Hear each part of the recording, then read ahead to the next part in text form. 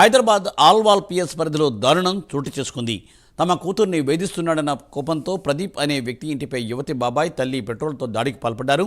ఘటనలో ప్రదీప్ తల్లిదండ్రులకు తీవ్రంగా గాయాలయ్యాయి. ఆ సమయంలో అక్కడే ఉన్న 4 ఏళ్ల చిన్నారికి సైతం గాయాలయ్యాయి. వెంటనే అప్రమత్తమైన కుటుంబ సభ్యులు, స్థానికులు వారిని ఆసుపత్రికి తరలించారు.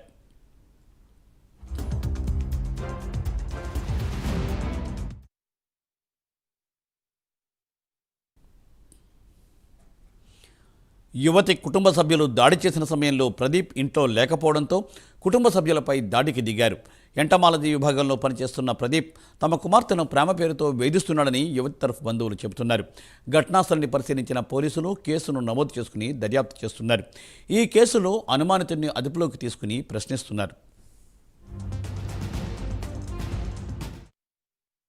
మచ్చబొల్లారంలో రాత్రి జరిగిన సంఘటనలో నందు అనే ఒక ఎరకల సోదరుడు ప్రకాష్ అనే వ్యక్తి వలసొచ్చిండు.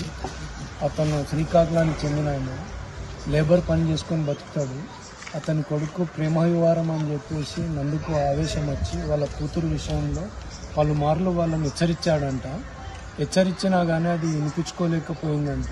అదే ఆవేశంతో ప్రదీప్ని పట్టణికి పోయి ఆయన దొరకకపోవడంతో వాళ్ళ తండ్రి అయిన ప్రకాష్ మీద అటాక్ చేయడం జరిగింది. ఆ అటాక్ తోటి డీజిల్ ఏదో పోసి నిప్పంటిచ్చిందంట. అది నేను పక్కకున్న తెల్లారి తెలుసుకున్నాను. కొందరిని అడిగితే ఈ రకంగా జరిగింది ఈ సంఘటనలకు. ప్రకాష్ అనేటైన చాలా కాలిపోయాడు.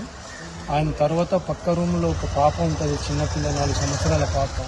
ఆమెకు కూడా గాయాలైనాయి. దానివల్ల ఇద్దరు హాస్పిటల్లో ఉన్నారు.